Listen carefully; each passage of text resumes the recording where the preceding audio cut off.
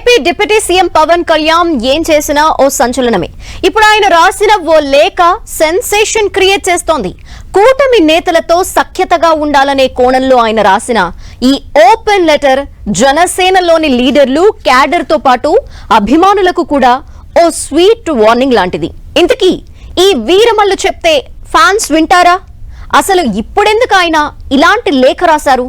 దాని వెనక ఏదైనా పరమార్థం ఉందా? Watch the story.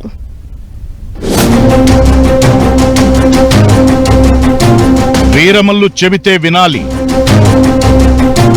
జన సైనికులకు పవన్ లేఖ. అనవసర వివాదాలకు వెళ్లొద్దంటూ స్వీట్ వార్నింగ్. మార్చి 14న అంతా మాట్లాడుకుందామంటూ హింట్.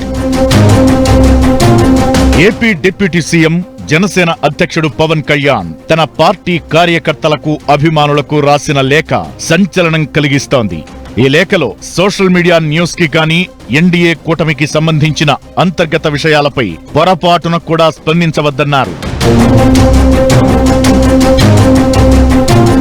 పవన్ కళ్యాణ్ జనసేన లీడర్లు, క్యాడర్ కి రాసిన ఈ లేఖలో ఓ విషయం స్పష్టం చేశారు.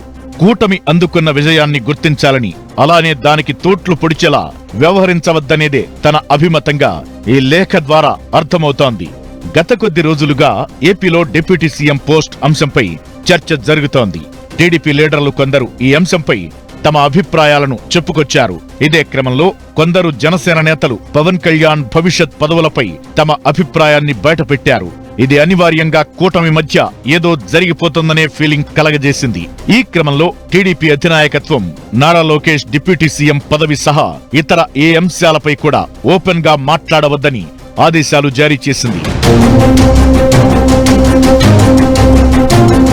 ఇప్పుడు కూటమిలో పార్టీ నేతగా తమ వంతు ప్రయత్నంగానే పవన్ కళ్యాణ్ జనసేన కార్యకర్తలకు, లీడర్లకు ఓపెన్ లెటర్ రాసినట్లు అర్థమవుతోంది. అనవసరమైన రచ్చతో అలయన్స్ ని చికాకు పెట్టకూడదనేది ఆయన అభిమతంగా ఈ లేఖ ద్వారా స్పష్టంగా అర్థమవుతోంది. అంతేకాదు, మార్చి 14న జరిగే పార్టీ ఆవిర్భావ ఉత్సవాల్లో అన్ని విషయాలపై మాట్లాడుకుందామని చెప్పడం మరో హైలైట్. ఎన్నికలకు ముందు తానేం చెబితే అదే ఫాలో అవ్వాలని జనసేన క్యాడర్ కి బలంగా చెప్పిన పవన్ కళ్యాణ్ ఆ తరువాత అధికారంలోకొచ్చిన తరువాత కూడా తన పార్టీ విధానాలేంటో స్పష్టంగా చెబుతూ వచ్చారు. డిప్యూటీ సీఎంగా అడపాదడపా చేసిన కామెంట్లు విమర్శలకు దారితీసినా పొత్తు ధర్మం వేడకూడదనే లైన్ మాత్రం ఎక్కడా దాటలేదు. తాజా లేఖ కూడా ఈ క్రమంలోనే వచ్చిందని పార్టీ నేతలు కూడా అభిప్రాయపడుతున్నారు. రాబోయే రోజుల్లోనూ కూటమి సజావుగా సాగాలనేదే పవన్ తాజా లేఖ సారాంశంగా తెలుస్తోంది.